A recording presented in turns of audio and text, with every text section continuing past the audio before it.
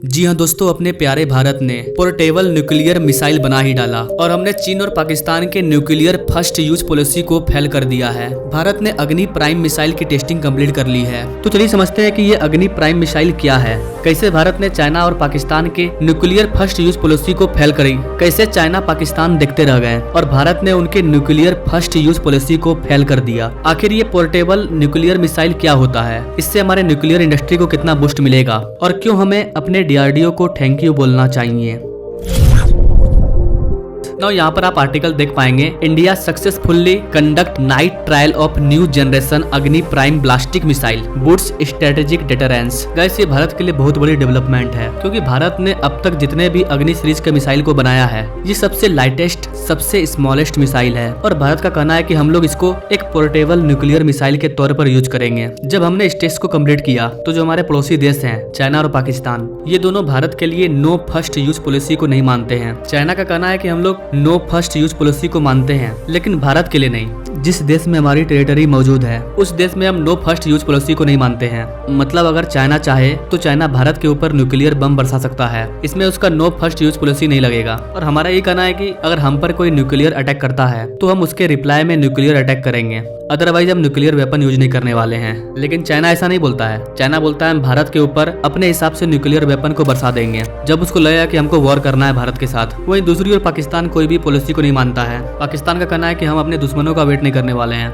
हमको लगेगा कि हम पर अटैक होने वाला है तो हम अटैक होने से पहले ही न्यूक्लियर बम से उड़ा देंगे अपने दुश्मन को। तो सिंपल भाषा में ये कहना है कि चाइना और पाकिस्तान कभी भी भारत के ऊपर न्यूक्लियर अटैक कर सकते हैं, लेकिन भारत का कहना यह है कि जब तक हम पर न्यूक्लियर अटैक नहीं होगा तब तक हम किसी भी देश पर न्यूक्लियर हमला नहीं करने वाले हैं। अगर किसी ने भी हम पर न्यूक्लियर अटैक किया तो हम उसका जवाब न्यूक्लियर से देंगे। तो ऐसे केस में हमारे पास एक ऑप्शन ये है कि हम अपने न्यूक्लियर वेपन को तैयार करके रखें और दुनिया को कोई प्रॉब्लम नहीं होगा, क्योंकि हम बोल सकते हैं दोनों देश भारत के लिए नो फर्स्ट यूज पॉलिसी को नहीं मानते हैं, इसलिए हमें भी तैयार रहना होगा। और यही कह के हमने कई न्यूक्लियर वेपन को तैयार कर लिया है। अगर हम पर सामने से अटैक होता है तो हम डायरेक्ट काउंटर अटैक कर सकते हैं उनके ऊपर। अभी रिसेंटली हमने मिशन दिव्यास्त्र को बनाया, जिसे अग्नि 5 बोलते हैं। इससे हमें ये फायदा हुआ कि इसकी जो रेंज है वो 5000 किलोमीटर से भी ज्यादा है। उसमें हम लोगों ने MIRV टेक्नोलॉजी का भी यूज किया है, जिससे कि हम लोग एक ही बार में अलग अलग लोकेशन पर अटैक कर सकते हैं। और अभी जो हमने अग्नि प्राइम का दूसरा टेस्ट कम्प्लीट किया है, मिनी अग्नि प्राइम ब्लास्टिक मिसाइल है, जिसकी रेंज 1000 से 2000 किलोमीटर की होगी।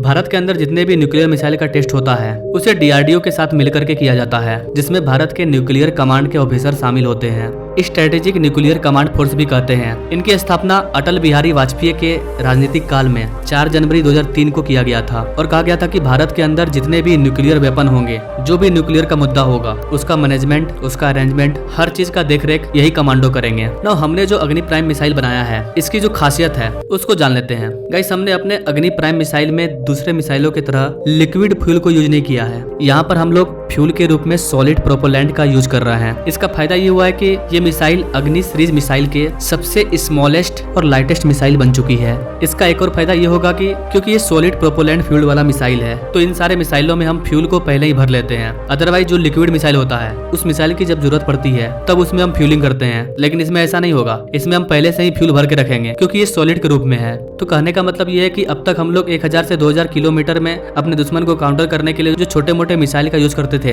अग्नि सीरीज का, यहाँ पर हम इस मिसाइल को इंक्लूड कर देंगे, यानी कि हम छोटे मोटे मिसाइल में भी न्यूक्लियर का यूज करेंगे। ना यहाँ पर आपका एक और सवाल होगा कि ये पोर्टेबल न्यूक्लियर मिसाइल क्या होता है। गाइस, ये पोर्टेबल मिसाइल इसलिए है क्योंकि इसमें हम लोगों ने काइनेस्टर लॉन्च सिस्टम को लगाया है। इस सिस्टम का यूज करने का फायदा ये होता है कि मिसाइल के ऊपर में जो वॉर हेड होता है वो पहले से लगा हुआ होता है, और जब ये पहले से लगा हुआ रहता है, ऐसे केस में अगर वॉर होता है तो हमें अलग से वॉर हेड को नहीं लगाना पड़ेगा। डायरेक्ट मिसाइल को ले जाओ और छोड़ दो, टाइमिंग बचेगा। क्योंकि जब वॉर होगा, आपके ऊपर हमला होगा, तो आपके पास टाइम बहुत कम होगा। ऐसे केस में आपके पास ऐसे मिसाइल का होना बहुत जरूरी है कि बस माचिस मारो, रॉकेट फायर ला करके आपको सेट करने की जरूरत नहीं पड़ेगी। और इसी को कहते हैं कैनिस्टर लॉन्च सिस्टम, जिसका यूज हमने अग्नि 5 में भी किया है। ये मिसाइल काफी हल्की है और काफी छोटी है। इसका फायदा ये होगा कि हम लोग इसे रेल से, रोड से, कहीं से भी हम लोग इसको ट्रांसपोर्ट कर सकते हैं। जरूरी नहीं है कि आपको इसके ट्रांसपोर्टेशन के लिए अलग से तैयारी करनी पड़ेगी। ट्रेन से भी ट्रांसपोर्ट कर सकते हैं, रोड से भी जा सकता है। इसके अलावा इसको हम लोग कहीं से भी फायर कर सकते हैं। तो अगर चाइना और पाकिस्तान हम पर न्यूक्लियर अटैक करते हैं तो हम उसके रिप्लाई में छोटे चाहे बड़े हर मिसाइल में न्यूक्लियर मिसाइल से अटैक करेंगे। जाते जाते गाइस आपको बता दें कि Bharat submarine based nuclear system पर भी काम कर रहा है और उसमें भी हम लोग K5 और K6 पर काम कर रहे हैं,